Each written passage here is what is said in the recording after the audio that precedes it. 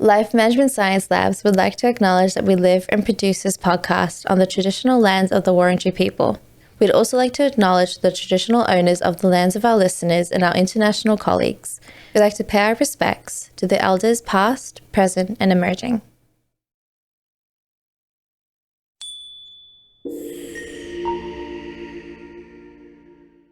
Hey everyone, and welcome to All Together, the Family Science Insights podcast, produced by LMSL, the Life Management Science Labs. We are champions of life management science, providing structured insights informed by science and inspired by practice on key aspects of conscious living. Each week, we bring you scientific and practical insights on each element with the expert knowledge of professionals in the field. I'm your host, Dina Sargeant. Now, let's get started.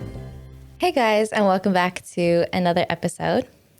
So, managing finances as a family is never easy. Those tricky little expenses that sort of come across to the big expenses of school fees and school supplies and everything that sort of goes along, while also managing to save for a house, save for something big, for a vacation.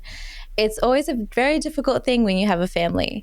So to talk to us today about managing finances and how important it is to manage as a family and communicate about the family financial situation is Xolile Antoni, joining me from South Africa on a very early morning on his end. So thank you so much for joining me today. Thank you, Dina, for inviting me. It's a pleasure being here.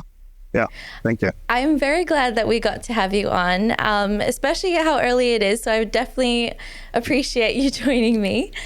Can you talk a bit more about how you got interested in talking about finances? Because you're also a lecturer as well. As I was saying, I'm currently a lecturer now here at Rhodes University. But how I got involved with personal finance, I actually did a financial planning qualification. So I think that's where the personal finance comes from. But it is later on where I then did masters in financial literacy, and then it was 2018 then on financial socialization. So I think it comes from the studying, but as well connecting as well, because I come from a family raised by a parent, and my Ph.D. talks a lot around that as well. So there's also background to it in terms of the passion, and as you know as well, I'm a certified financial planner. So, all of those things, got me kind of hooked in personal finances. No, because it's really interesting talking about finances, especially as a family, and trying to manage, like I said earlier, trying to manage all these little expenses that sort of come about, and unplanned expenses that sort of just throw you off a budget or throw you off a financial situation that you thought that you were okay in. So it's great today that we're getting to talk about that a little bit more, and how to sort of plan for those expenses, while also being honest about the financial situation that the family is in, and how honest that you need to be with family members as well. Yeah. So we're going to start off with a little icebreaker, just a little get to know you and get to know you as a person. Yeah. So like it says, just share the first thing that sort of comes to your mind when I ask you these different questions and different topics.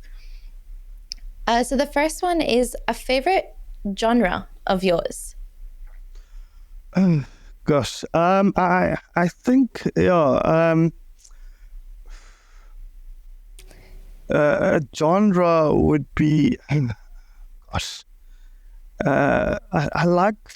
more of a finance person, motivational books, type of a person as well. So motivational books, more churchy type of, So that would be, yeah.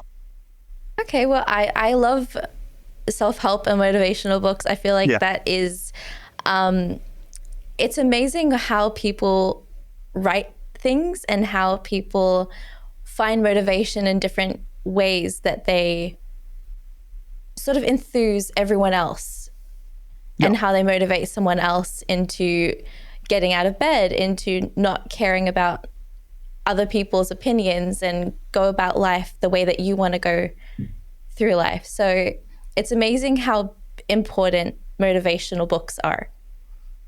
Definitely. I think as well, I get inspired quite a lot by what other people do in different spaces as well. I get inspired, for instance, by what a soccer coach does, and how young the person is and what they've achieved and all of those kind of things. And I try then to plug it into my life, or the first what in a different space, or first person, to do this, and then I try to plug it into my own life and to take some of those strengths and see how can I use it to move forward. Oh, that's amazing. It's amazing how inspiring it can be as well. The next one is a favorite movie of yours. You know what? I'm very much of a comedy guy, but I think my wife definitely doesn't watch what I watch. She thinks I think most of the time she doesn't get it. So a comedy, just some comedy films. I think it's Daddy's Home with. I think it's Ferrell. I can't remember. Oh, Will Ferrell? Yes. I like his movies quite a lot. I'm a big fan. And stand-up, it's David Chappelle, so I listen to his stuff quite a lot as well. So that would be it. Well, that is a perfect answer. There is a lot of people on our team that love comedy and love stand-up, and we joke about things that come up that are coming out, and it's amazing how it's important how cool comedy is. And especially the last few years, I think everybody's needing a little bit more comedy in their everyday. Yeah, you know what? As I reflect, from my upbringing, my mother was still is a funny person to me. So I think the humor, comes from there, and it moves with you. That's the funny thing, because I as well used it in my teaching, and I've checked now. I've searched before or researched how people use a humor as part of teaching. So it's a thing as well. So in terms of my teaching approach as well, there's a lot of humor that I try to plug in, so that it's not a boring environment.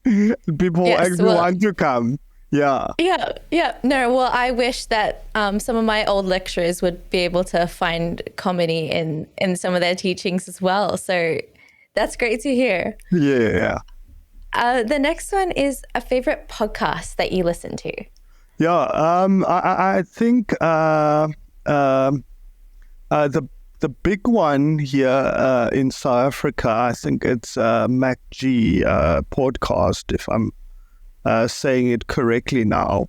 That's a very big one here in South Africa. I mean, they almost now close to a million subscribers. So, and then there are MacG podcast and show. That's the biggest, but yeah, it's the biggest one we have here in South Africa. Most popular.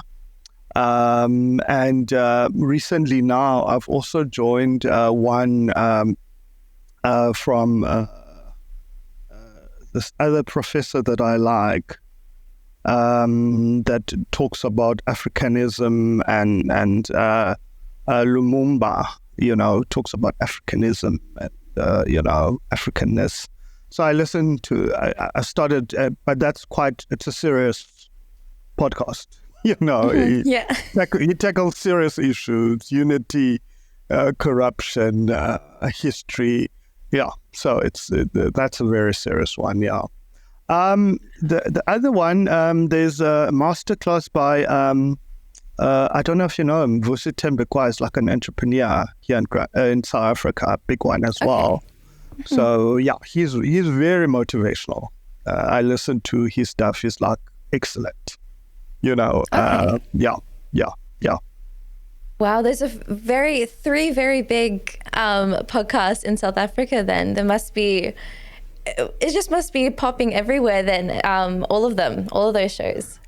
Yeah, I think, you know, for during lockdown, I mean, podcast wasn't a big thing, but during lockdown, this one of MacG Podcast and Chill, that's the one that started, and then eventually some of people can see now that you can have a podcast and make a living and all of that kind of stuff, and you can, you know, have some independence. And I think people are now starting these podcasts, and there's soccer ones as well, you know, where they analyze sports. So a couple of podcasts have started up now in South Africa.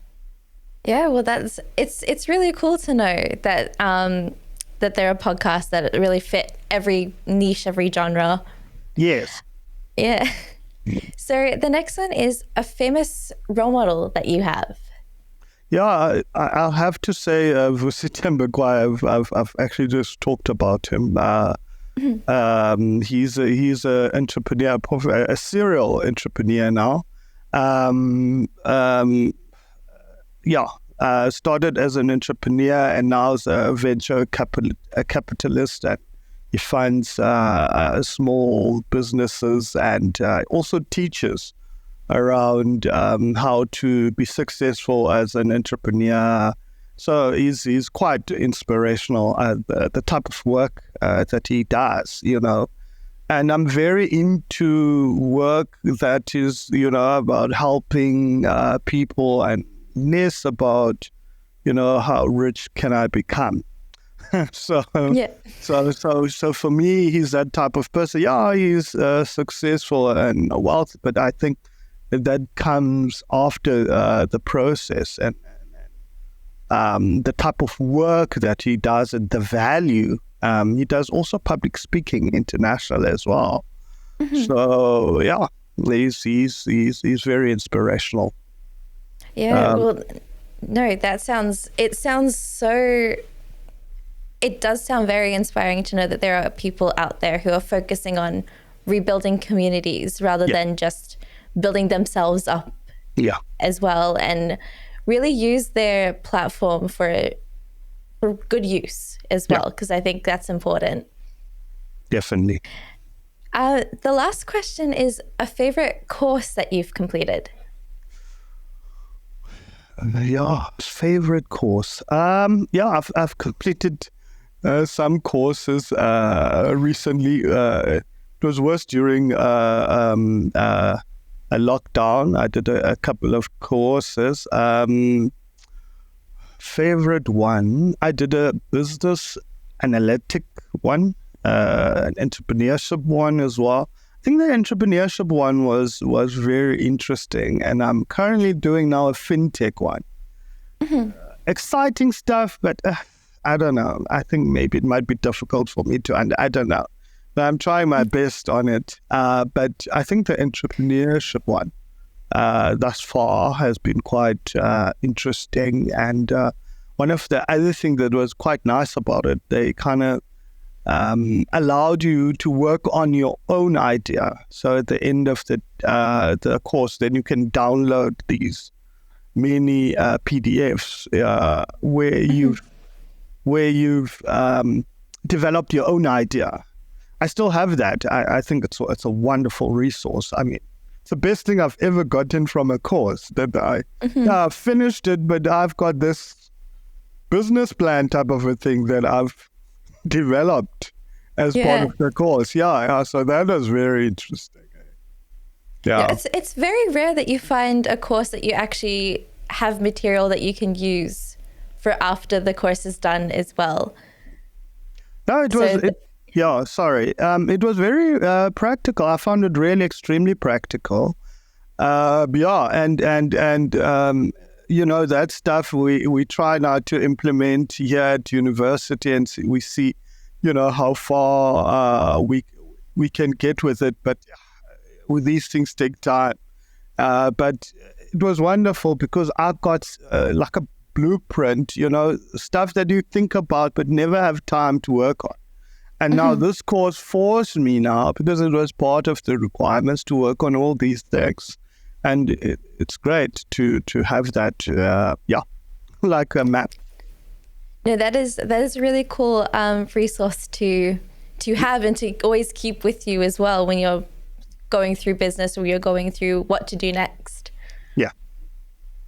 So you're joining me on the family show today, and we're talking about family and not only the importance of family, but the importance of communication in different situations, such as finance. To start off with, I know that everyone has varying different definitions as to what family is. So to you personally, what is your definition of, or what do you understand family to be? Yeah. Sure. I think, when you're asking those type of things, especially to an academic, sometimes our definitions are very book-like. But yeah, I think family is, if you have two people at least together, and usually there's blood relations between those people, or there's a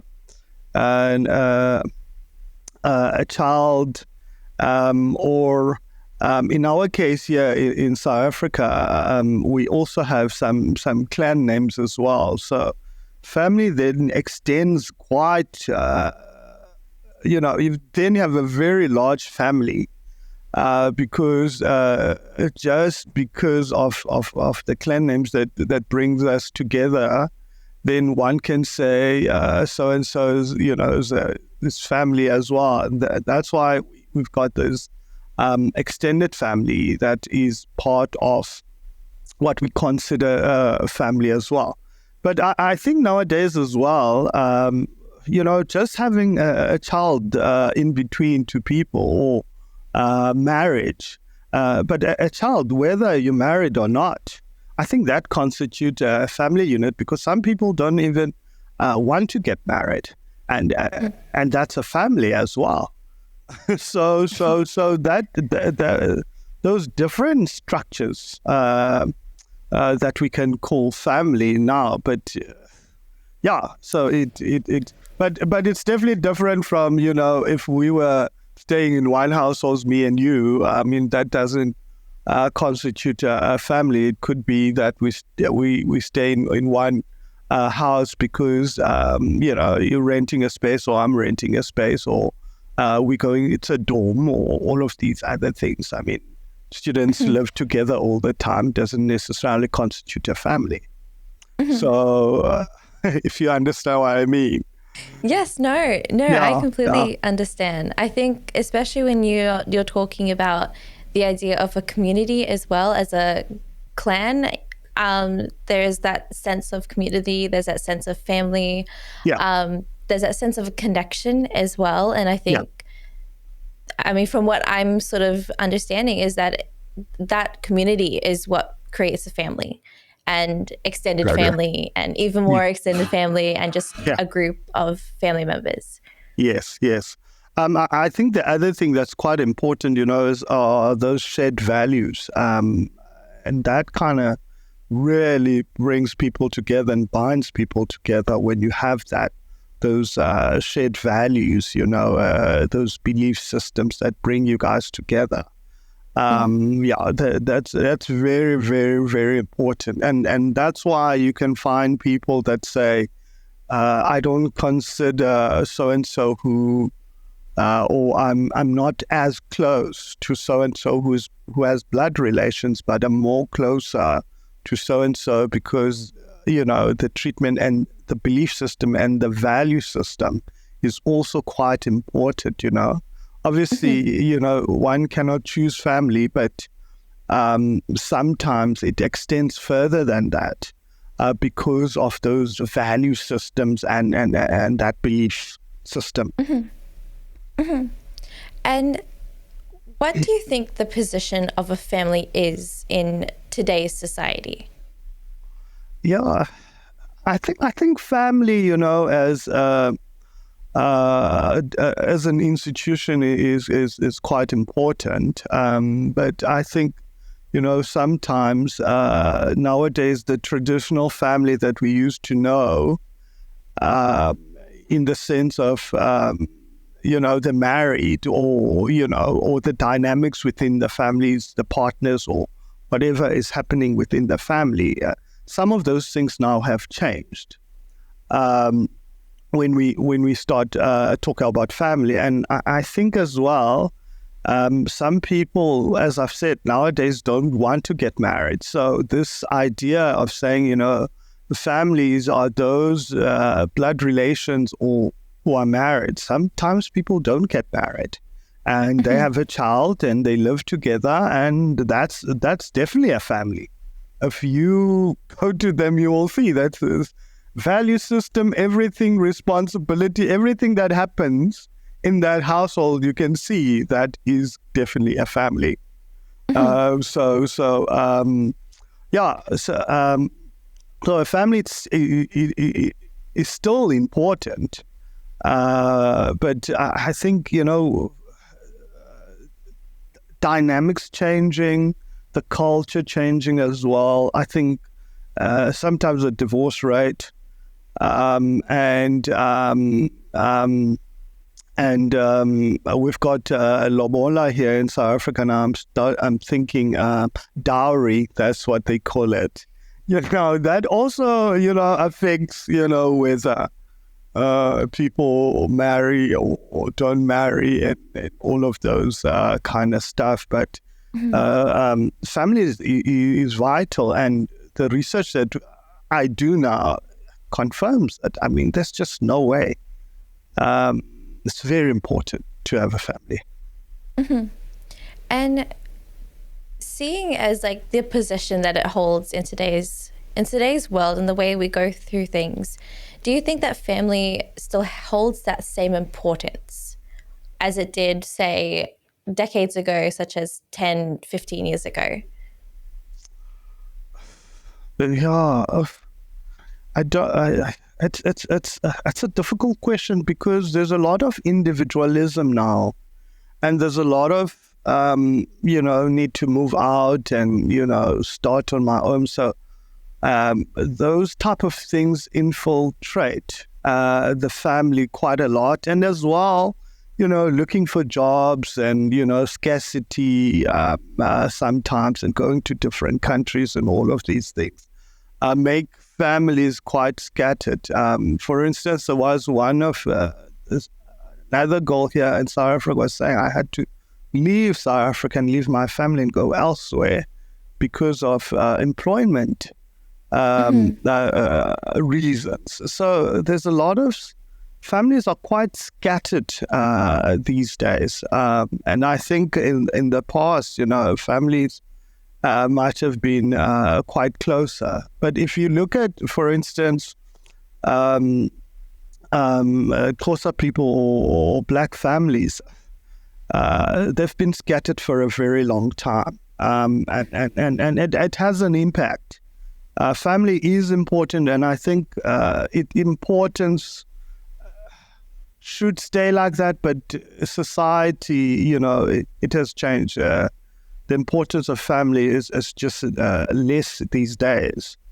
But it should be there, because you will see certain things are very difficult to even do yourself. Even when you say, I want to start my own family without a nice model what a family unit is and how does it work and what, it becomes difficult. And sometimes people don't even want to go into a family unit and all of these things. But its importance remains very important, especially for children. Mm-hmm. No, I definitely agree, and I think it holds such value as well. I think knowing your roots and knowing, I think when we're talking about family, you're talking about generations. You're talking about grandparents, and not just parents, but grandparents and uncles and nieces, and that whole extended family, I think, is such an important aspect of staying close to home, of understanding our values and our beliefs. Yeah, I think as well, Dina, we need to note that some, don't grow up in a family for reason out of their control. And there are situations like that in this, world that we live in. And as I say, sometimes there's also that need that comes from you then to start your own family because you didn't really have one. And sometimes it's, you lose parents quite early, or, you just grow up in a completely different situation. And it's even difficult sometimes, if we talk about adoption, sometimes even to track your lineage. In terms of what we were talking about now, grandparents and where do I come from and all of these things. So there are situations like that. Hence I said, sometimes the value system also comes into place when you say, I didn't really have people in terms of blood relations that I can call family, or but the value system and how I grew up and how I was taken care of and the people around me played such an important role in my life that, I have that sense of belonging, irrespective. Yeah. Mm-hmm. And so talking about finances and balancing family finance, I think is so important. We hear family finance quite a lot on the show. However, we never really understand what the definition of family finance is. So to your understanding and to your expertise, what do you see family finance as being looked into? Yeah, I think family finance is all the financial activities that happen within a household or within a family, and I think it's that straightforward, and it does not just only include the expenses, the budgeting, and what. It includes as well the decision making, the behaviors, the norms, the values, the belief systems around money, and that is very important. We can talk around the practices in terms of budgeting and all of that, but the value systems and the beliefs and the attitudes, the norms that you have, those are the things that moves with you into different spaces. Yeah. Yeah. Okay. And so why is it so necessary for us to be conscious of our family's finances? Yeah. I think it's very, very important. One of the things in terms of finances in the family is to have a level of transparency when we talking about finances, but as well, sometimes if we don't, if we're not conscious, we can actually think the family is at a different financial situation, and sometimes that happens. It happens sometimes because parents, and parents, for instance, like me, still young, they say, I don't want my child to grow up the way I did. I want my child to have a better life. And sometimes in doing that, you might portray a different financial position unknowingly. The child is, understands the family situation totally different. Like, yeah, we've got everything we need and what. And on the other side, the parents are struggling to get that child to have these things. And then the demand starts and they don't stop. So that's why it's very important to be aware, who does what here in the family, who are the financial decision makers, what practices do we use, what, we might not know the amount of income, but the number of income streams in the household, the financial responsibilities, the behavioral pattern, what do we know about personal finances and stuff like that, and how do we deal with money in general. Mm-hmm. And when do you think is the best time to allow a child to be aware of the family finance situation that they're in? Yeah, as you say that, I think about a comedian, was explaining this dynamic that, as a parent, you don't say to a 6-year-old, listen, we're under debt, and I don't know where the money is going to come from. And you don't tell a 6-year-old that. You can't. We're all experiencing financial strain, all of those things, and we, and he said it's just bad leadership. There are certain things. So you involve children at a certain level. So you can't just when they are older and then you involve them in deeper financial issues. But it starts from a very, very young age, where you teach children about what's cheap and what's expensive, so that children know, even if they don't know the price, but they know that's expensive, and expensive mean we can't buy it, and needs and wants, and to prioritize, and as well to reduce instant gratification. All of those are very important. So you can really start children off around. I mean, my niece's daughter is around 3. I mean, that won't work. So still learning life and how the world works. I can't barely speak, but I think around maybe 7, 8. Where they have some understanding, and especially if you start going with them to shops and they're at that age, they must be taught around finances, because then they don't understand what can we buy and what can't we buy. You see? And you need to introduce those concepts then of expensive, cheap. And then they at least they know, we can afford this, we can't afford that. Then they can differentiate those two.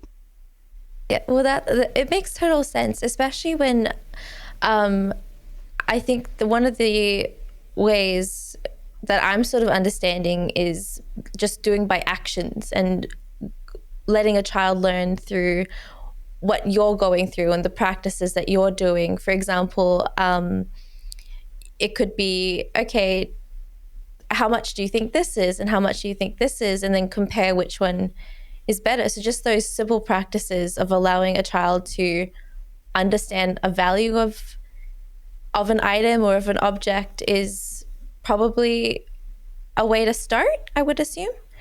Yeah, it's definitely a way to start. As you are now talking about this issue, I'm thinking about the role that experience play as part of teaching personal finances. And this is what we actually talking about. Bringing these experiences into play, so that the children start learning about finances. And these are the things that people remember at my age and your age and older. What used to happen at home. And these are the things that they carry when they start their own families and they have their own children, to say, okay, I remember, my mother or father, we used to go, or my parent, we used to go, or my guardian, whoever is a person in authority at that stage, we used to go to a shopping mall and, what could we, and I remembered from that stage already, the parent telling me we don't have much and we need to make the most of what we have. And children and adults have those stories when they were young, and they carry through, and they take those same practices and they apply it with their own children. So experience plays a big part of how people learn about money. And it's simple as even taking your child into a bank. Okay, the concept of branches nowadays is fading somewhat away. But or into financial institution, and they remember, at this age, I went with my parent to the financial institution, and they took out an educational policy for me, and they told me this is for me one day, and what one I should study and make them. And people remember these things, and they're so strong experiences. So, should one actively encourage or even foster that regular habit of discussing financial situations with the family? It's very, it's very, very important. You see, I come from a culture where, we don't speak about money. My student I was supervising now, Jasmine Kingsman, she did a study on financial planning, and she looked at culture. And among the Black community, you find death. The concept of death it's not spoken about. And I know from my own culture, they feel like you're bringing bad luck. You're calling it. When you talk about it, you call it into existence. So don't even talk about it. But what that does, it makes the Black community not talk about having a will, you see? Because we can't talk about having a will when we can't talk about death. We have to talk about what will happen after your death, you see? And then we talk about a will. But if someone doesn't want to talk about death at all, and that becomes, so there are those triggers as well when we start talking about personal finances. But it's very, very, very important to have disclosure and transparency around finances. Very interesting. In my PhD, I found secrecy has a negative relationship with financial knowledge, and it makes sense. If we don't talk about personal finances, people then have their own ideas around finances, and this is the very important part. They never learned from the older generation, so they never learn from their mistakes. So I grew up as well, and then I do those same mistakes. Why? I saw my parents doing them. It was never explained to me, so I never knew, this was a mistake, and how far, does it go? And so to break the cycle as well. It's not just about it's breaking a cycle, having the conversation. This is how we grew up, and this is how finances were managed. And now this is our family. This is how we do things. We don't want to do what we used to do when I was growing up, and what. And you explain these things, and it becomes then clear why we need to talk about personal finances in the home, so that if we don't talk about it, it becomes a trigger. Okay, you come in here, I don't know what's going on, and then I say, okay, did you see we don't have oil today? And then you lash out. Then I don't understand, because I just said oil or butter or sugar. Why are you angry? You know. But and this is the thing. If we don't talk about finances, then there's all of those lashing out and conflict and fighting, and money becomes a point of fighting. And there's students, you know, that I talk to around money, and they'll tell you, you know, and they think money is just a source of evil in their family, because every time it was spoken about, you know, the parents used to fight. It's really interesting to talk about that even more, and especially when you're connecting it to generational trauma, connecting it to the idea of, okay, this is what my parents did, so I'll go follow through with that. Yeah. It definitely reminds me of like different situations that I hear of where there are people that are living, there are families that were living paycheck to paycheck lives. They were just living what they earned. They were just living through what they earned. They didn't have any savings. And that could definitely take an impact on how a child sees money as well, especially with them. Okay, I can easily live each paycheck and just go through life that way without really having anything big that they're wanting to save for. And that could continue for generations to come as well in that position.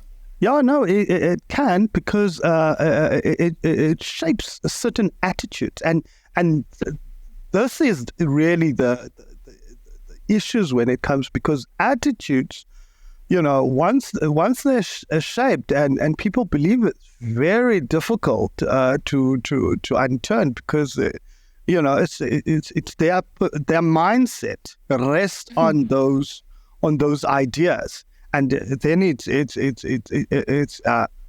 very, very difficult. That's why people need to understand. If they don't understand, they might get the wrong idea, and that happens very much in the family.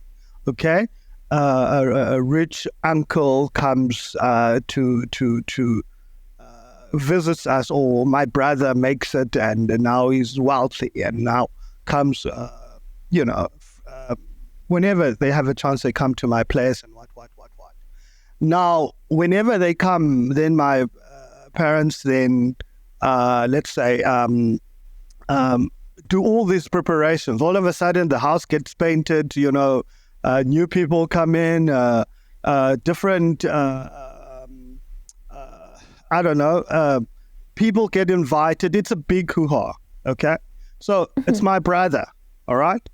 And then I see this treatment, okay? I don't get this. Why is my brother getting this? We're the same, from same mother, you know, father. Why? Okay, then as a child, I look at the situation, or as I'm growing up, let's say there's an age difference, 10 years or whatever, or I look at the situation, I say, okay, to have respect, I need to be wealthy, you see? And then it's not corrected. If that is not corrected, and we don't talk about what is happening here at home, why do we look at situations the way we do, or why do we treat others differently? And then that child grows up to say, okay, we respect people with money, and those with no money, we don't give respect. And they become a problem to society. So these things have big implication, and they move with this into their spaces. If as a man you're the only one who makes decision, and you don't listen to anyone, and you're the main decision maker, guess what? What do you do to your partner? Same thing. So we need to talk about this thing so that we can correct it. That no, you need to involve people in financial decision making, and that's the idea. Because in the past, it used to be the man's role to make the financial decision.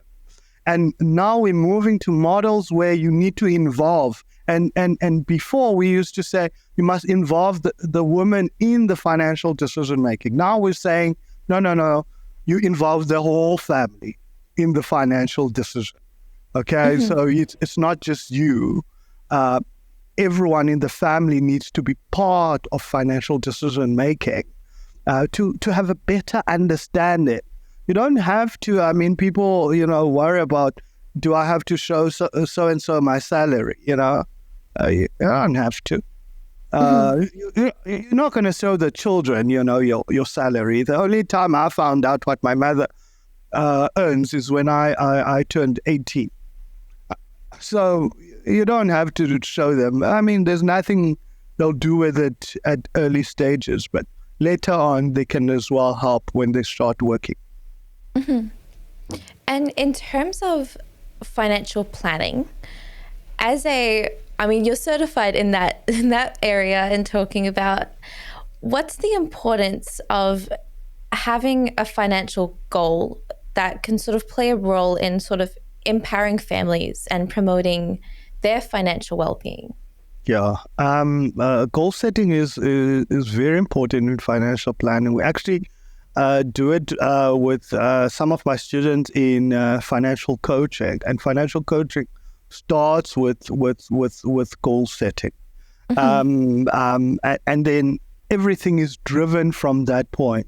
What would you like to achieve in some short-term, long-term goals? The thing is with goals when it comes to finances is the financial goals that are a little bit tricky because they are measurable. They need to be rand values to say, this, I want to have this when I retire. I want to have this much. It must be measurable, and that's the difference in finance. That those the goals must eventually become financial goals, meaning the rand value, and that's the complex part. But I'm sure one could do it via apps and online financial calculators as well to say how much would I want to have at that stage. Even with children's education, which is one of the financial goals, to say, okay, I want them to go to university one day. Then how much does university cost now, and how much do we think it will increase within a certain period? And so how much do we need? And then start making decisions to where do we put the money. Okay. And in terms of the financial socialization, so in terms of really talking through, talking with family members, what are some of the important aspects of it that lead to a really positive financial outcome for a family? Yeah, with financial socialization, as I've said, it is really financial social is understood as the process by which people acquire and develop. So the values, the beliefs, the norms, the financial knowledge, financial literacy, the attitudes and the behaviors, and ultimately, which is the main aim of personal finances, is financial well-being, to being happy with your own financial situation. And that's where everyone wants to be. You just want to be happy with your own financial situation. So with financial socialization, what's quite important is teaching that children need to be taught in the household about budgeting. We budget here in the household. How do we budget? Need to be taught around savings. Do we save, and what do we save for? Some investments as well that we have. So that's quite important. But also the other one is role modeling. Parents need to role model certain behavior. And role modeling is where children are looking at their parents playing a certain role, and then they say, okay, because your how you grow up and what you see, they become your role model, whether you know it or don't know it, because you are there for plus minus 20 years. So I mean, really, you walk out there with a lot of, this is what my parents used to do. So the role modeling is very important, and this talks to this experiences where you're actually holding the child's hand to say, we're going to the bank. We're not always going to shopping malls. We go into financial institutions. We open bank accounts for children and all of those. So those two practices, teaching and role modeling and financial communication, very, very important. Those are the three that one could kind of focus on to improve the knowledge, to improve the attitudes that get shaped, and as well the behavior. The behavior comes a lot from what my role model used to do.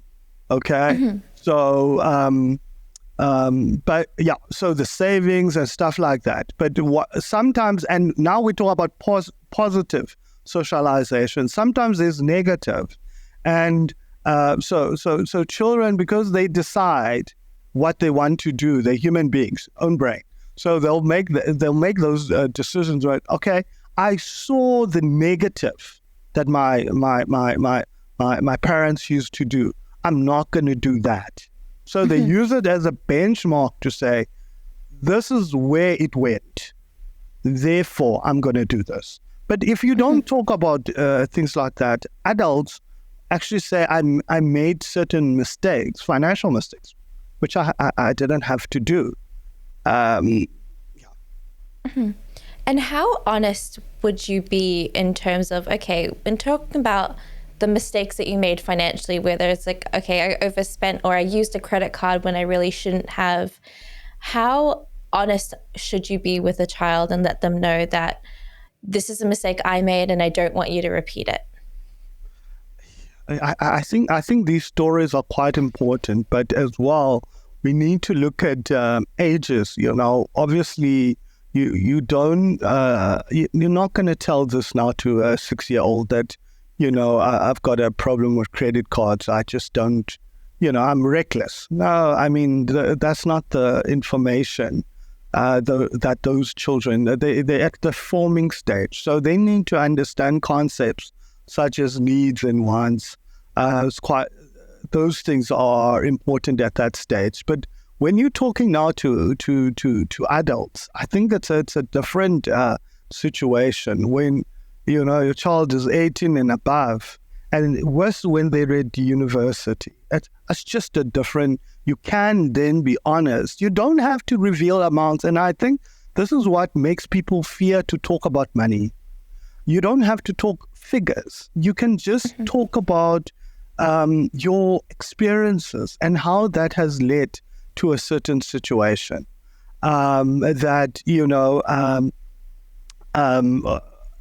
This is the difficulty that we're experiencing here. Because the other thing that happens, when people don't talk about financial situation, students actually now carry the burden and say, no, I must be the breadwinner at home. You have children who talk like that nowadays. And they start carrying a burden too early as well. So these are also things that you have to watch out for, that you don't transfer the burden from you as a parent to the child. That's never the aim. So if I'm gonna say, we're to my 18-year-old child, we're in debt now, and people are gonna come and repossess. I mean, it helps no one. You just put that child now under stress, financial stress, and now they carry the burden because you tell them, and they think, okay, it means I must go and work. I must go and do this and that. But we can have conversations around debt and being careful, and the stages I've overspent on debt, and it has led me to this situation. It's better when they have a job and you relay that type of information when they start working. But you have to as well tell them it's not about you taking care of me. Have to take care of yourself and not make the same mistakes. Because these things, if they're unsaid, people make their own assumptions. Yeah. I think especially when it comes to the responsibility of a credit card and looking into the whole idea of, okay, it's money that I don't have now, but I'm still going to be able to spend it on something. And I think growing up, you don't really see. I think I spent so many times going out with my parents, and they would use a credit card for clothes. They would use a credit card for going out. And then I saw it as, okay, it's money I will have later on, but I don't have now. So you saw it as a way to spend money without actually spending the money that I have at the moment. However, it was never taught that there's such a interest rate on it. There's a payback that you have to do. And it's something that I'm now having to learn as an adult on my own, even like without their help. And I'm teaching them that, okay, the use of a credit card and what I'm looking at financial planners to learn it for myself, because there's no way I can learn it from my parents who don't have their own understanding as to what financial literacy is. Yes. I think you touch on so many important points now. And this is the danger of observation, which is called financial role modeling, where, you're there, you're not a puppet, you can see what's going on, even if no one, so you're learning through observation of what is going on, but no one is bringing, that's why the teaching is important as well, to say, and if you have an open communication already, and then it's easier for the child to even ask certain questions. But if you don't have it, I'm not going to ask it, especially if I know I'm going to make my dad angry. Why ask it? But another important thing that we maybe should touch on is as well the money personalities also, and sometimes they call it money attitudes, it depends, also play a role in this, because some people are very much like spenders, and some people as well. For instance, you get people that are avoiders, and they when they don't have money, they don't want to talk about it. They don't. It's the typical don't open the letters and don't answer the phone calls. They don't want to. They don't want to face the situation. So you must also look out. We have different money personalities as well. There are people that are very vigilant and careful when it comes to money, and those people naturally draw up a budget and do all of those kind of stuff. And they're very careful, and they keep receipts, guarantees, what, they've got a box. You have people like that. So you've got people that are status driven, and it's all those different dynamics as well that must be understood within this context of financial decision making and family finances, because sometimes it's just a case of that playing its role within the family. We don't have money, but you went out to go buy the most expensive item.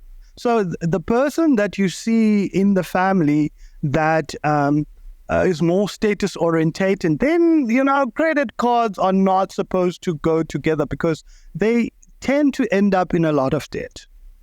Okay? So the money personalities play a role within all of this that we are talking about, and those are learned as well. And then you have your hoarders as well, who might not who might not even want to spend some of the money. They have it, they keep it, they save it quite a lot, and people call them stingy and all of these kind of things. So you've got all of those dynamics. My household, both my parents are huge spenders, so it does not leave a lot of room for me learning how to save, which the literacy and the language and the understanding as to how to save for something is not something that was learned in the household. And I think that's a huge danger for a lot of other families when you're talking about the repercussions of families not being communicative about their own spending habits, or not even knowing their own spending habits. I think my sister and I were both adults by the time my parents realized that they were both spenders, and they are both loving to spend money, especially when they no longer had us to count as an expense. Now, like, we're both of us, my sister and I, are both financially independent. Yes. And there's that aspect, okay, they're not spending money for us anymore. So it's a very interesting discussion to really look into with them. And it's not something they don't believe in financial planners. So they just believe in, okay, we have the money, we are going to save it until there is a need that we need to spend it on. And it has not gotten anywhere for them. So the whole idea of a financial planner is not something that they're really believing in, not spending. Why would you spend money on a financial planner that's going to help you to save? Yeah. So it's a very interesting conversation. Even just talking about saving is very interesting, and not something that is done in, not just my household, but also the culture and in my culture as well, because I'm part Malay, so we don't really talk about, in the Asian culture, we don't really talk about finances as well. It's a status-driven world. So there's not a lot of hope for in my family to let it inside there. You know what, Dina, that's why, in my writings now, and, I did it as well in my Ph.D., I've argued for a family approach to financial education. And really, it talks to these dynamics. Because, for instance, what you are telling me now, they might not come to a financial planner by themselves. But if you guys are there 4-5, because you are the only person who will be able to encourage your parents to take part in these things and to join you as a family activity. And then that can happen in that way. And I continue to argue that this is now the approach that needs to be taken. It's no value. And it's exactly what you were saying now, that you learn things by yourself and then you take it to your parents. So it happens naturally, that system. So now, if you can involve everyone in one space as a family, and we talk about budgeting and what, and then the family have a, like we used to do in the classroom, have a group discussion about what was said and what.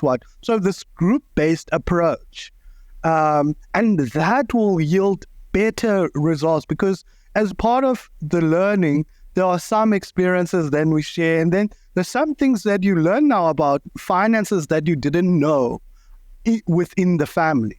And then it opens a space that would naturally not be there to talk about personal finances. For instance, we deal with parents here at Rhodes University, and we do some coaching with them. We just started, it's a small group, but now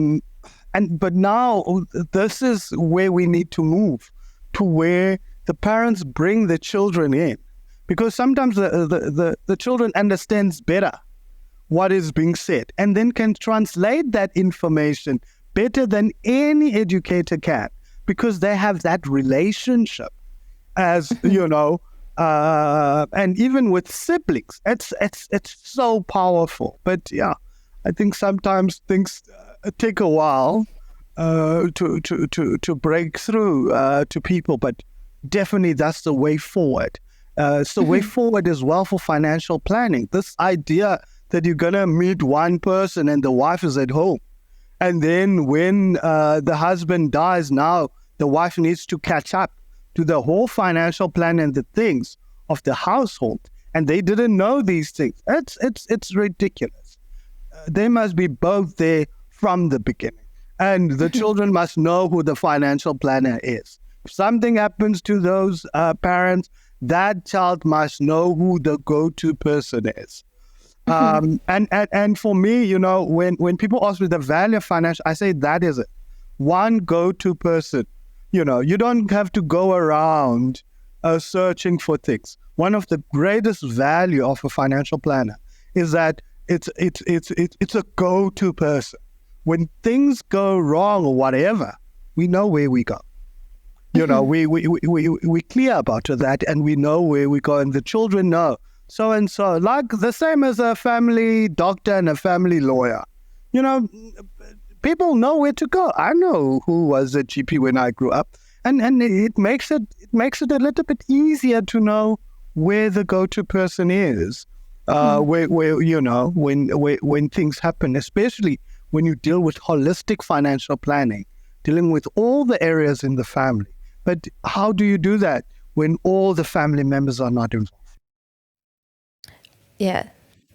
No, that is a very good point. And I think the importance of a family financial planner is also, I think, gives a child some sort of independence as well, as to knowing, okay, you don't have to know everything, but you can know the people to go to find out. Yes. Yeah. And I think that's probably what my whole family lacked throughout my whole childhood. and there's a link as well, because if so-and-so are my mother's or father's or my parents or my guardian's financial planner, they might become mine, and they might become my children's, and we continue like that.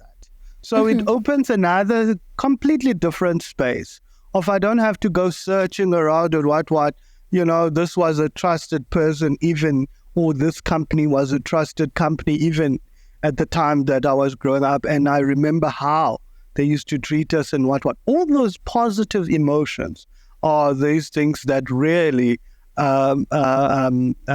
enable commitment and loyalty. No, that fits in really nicely with our next section, which is the practice and habit part of the show. So as a certified financial planner, what are some practices that you would recommend to a family to enhance their financial literacy? Yeah, you see, I think any financial planner, when they do start, they talk about, you know, budgeting, because that is like the basics of financial planning. It's like I don't know, you know, that's where you begin. It's the beginning phase of financial planning, and obviously you can move up to higher practices, such as maybe planning for your retirement or estate planning. You can move up, but it starts with budgeting. It would be nice if budgeting could be a fun activity that we do in the house, and we have discussions around. You don't have to put the salary in. I know the traditional is put your salary there and then what comes out of there, and people are very secretive around that. So then just have the expenses and have discussions around the expenses. Do we need this? Should we have this? And what can we take out? You know, the budget is very tight. And we have a discussion, you know. And sometimes even children will say, but we don't use that. You know, I see you subscribe every month, but we don't really use it, and there's no use for it. And you've been paying for it, but no one really uses it, and you don't have time to use it. So to have those discussions are very important. So budgeting, but I think as well, financial goals or you know, having these financial goals are very important. You know, when you Maslow's hierarchy, when you look at that, and you have your basic needs, survival, and your security as well. There's a way to set up your financial goals in that way, and you look at your financial survival goals. You know, in the sense of water that we, paying bills for water and electricity, the needs, making sure that those, and I'm going to tie back with this budget thing.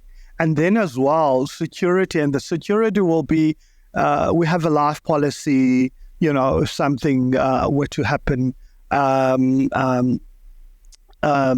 So we've got that. And then the other goal is the growth, financial growth goals.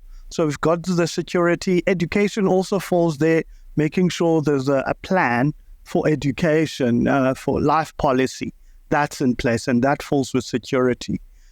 And this is very important to have with your budget, because sometimes you must be careful of your budget being about survival goals. Okay, it's things that we must do on a monthly basis, but there's nothing around security, life policy. There's nothing around financial growth goals, investments. So you need to talk about budget in that space and look at your budget in that way, so that you're not making a mistake, that you're maintaining every month, and there's no growth because you don't have financial growth goals to say, okay, invest a certain amount. Save, or you can start with saving, then eventually investing this amount, so that one day I've got this amount, whatever you're going to use it for, but at least you have that. And as well, in terms of security, the necessary insurances, are they in place if something were to happen? And then you look at your budget in that way. And I think once you do this, you can have conversations as well. It brings conversation in so that children understand that when I set my budget, there's this process or this list of priorities that I go through, that I follow in terms of what is important. We invest as a family, we save. This is life policy as a family. And as well, these are the survival goals that we need, the needs that need to happen within the family. And then you can go into a different conversation about financial needs and wants as well. These are the needs because they fall in a certain space. Yeah. And going into it, what are some of the challenges that occurrences that may happen, some challenges that may happen to a family when going through that practice of budgeting? Yeah, one of the things with budgeting is always, the time as well. When do we do it? Because everyone's going to say they're busy. We don't have time for this, and things are working as normal. So one needs to arrange a certain time for these things. Usually, it would be nice if we arrange it when times are good. We don't have financial conversation and that is actually what actually happens these days. People have conversation because someone has died. Now we need to talk about contributions. That's what happens in my culture. So time is a very important element. Resistance as well, convincing certain people to be part of it, and it's very difficult to break out of norms. So those are the challenges that families will face. So you need someone, a champion around these things. You need a champion, someone who's gonna be the one who's doing it and one who's rallying everyone. Let us do it. I think especially when it comes to the having to do it every week or every month, or having to do it continuously, because you can do it a couple of times and then something happens and you don't end up doing it, so you fall out of the habit of doing it, and then everyone just gets lazy or forgets about it or just doesn't want to do it. And then it's not a priority to everyone because they've done it a couple of times already and it doesn't need to go any further. I think what with budgeting, what makes it very challenging for most people is to have these exact figures and sitting down, and they find it a tedious activity, and some find it even a boring activity. That's why I say if we make it a family approach, and as well, we have a certain item that this amount should go there, the allocation of money, a certain amount there, certain amount there, certain amount there. I've even said, there are different ways of budgeting. I've even said to my students, sometimes you can look at where your money goes, where you spend most of your money. Is it with your family? Is it with your friends? Is it with your partner? Is it where? And as well, put a me. How much do you spend on yourself? Because sometimes we even forget spend money on everyone but yourself. So there's actually nothing you actually do for yourself. So I've even said that. So don't even have it as approach it in that way. That there's me, there's family, there's so and so, there's so and so, and you allocate it, and you allocate certain amounts to family, our family. Okay, these are what we need to do here, and then friends, this is how much, and then me, this is how much, children, this is how much, and then it becomes not this boring thing of Excel, water 500, and I think people don't want. I think they don't want that. They don't want this boring thing that they need to do, and they don't even understand where it's going. But the difference with budgeting is whenever you budget, you spend money better. Don't know how it works, but that's exactly how it just budget for one month. You'll see money just goes further. But the thing is certain things are in place. You see, the attitudes, the behavior. You have not been budgeting for 10 years. No, I mean it's like gymming. That's why you gym and you stop, and you gym and you stop. It takes a while to get to the level of commitment and behavioral change. So you will do it and drop and do it. So that's why some people need to do it with partners. They don't gym alone. They need a motivational person. Same thing in finance. You need people to do it with so that they encourage when I don't have time or when I'm weak, they are strong. And that is amazing piece of advice to also end the whole show on, and to talk about the final piece of advice that can sort of be happening. And I think especially when we budget, the idea of not putting ourselves in, we end up taking money unrealistically out of other places and end up using that on ourselves, because it's not a realistic budget if we're not really adding yourself into it. Because I know, especially the way that I've seen budgeting, they don't have that me section. So when you're wanting to spend money on yourself, you end up taking the money out of the savings or out of a credit card or other places that you would find money. So it's a great idea and a great analogy of sort of adding yourself into it and adding that as a priority as well, because you sort of really do forget yourself when you're budgeting, when you're going through the money expenses and you're talking about groceries, but you don't even mention, okay, I'm going to get my hair cut that day, that month, or that week, or that significant amount of time that you are in that time budget. Yeah, I think, I stress it with my students all the time, and I think this idea that personal finance needs to be boring, for me that doesn't make sense, and we need to find ways of how you can make budgeting work for you. We understand the whole idea is that you don't spend money without thinking about it first. That is the basis of a budget. So how then what ways can we, come up with here in the family that are exciting so that we think about our spending before we actually do it? And whatever then you guys do as a way of doing that, and that encourages you guys to continue doing that, I think that is wonderful. And that is a way that that can be sustainable.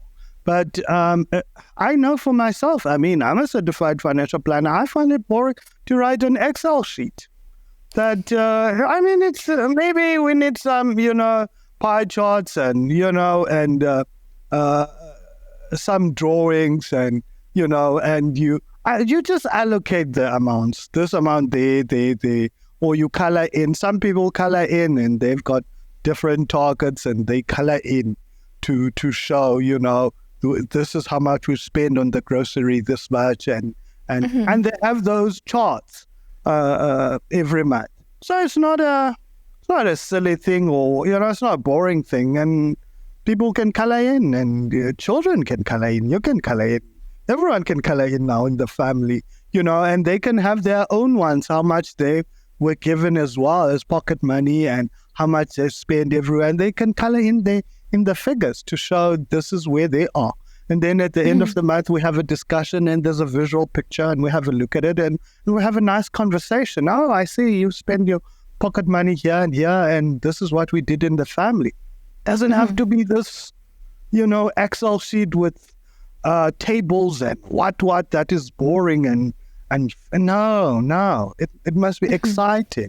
They must want to talk about personal finances, and we then, one of the other important one, we celebrate successes. I tell that to my students when they coach, and I said, you celebrate successes because then there's no point. You must celebrate. Oh, we've achieved this and what. Okay, we're getting pizzas tonight and what because of we're going out because of what we've achieved as a family. So we celebrate. This is why we're here. We could follow our budget for the month, and this is why we're here. We're celebrating as a family, or as a family. We know if we do this monthly, and then at the end of the year or in the middle of the year, we're going on holiday somewhere.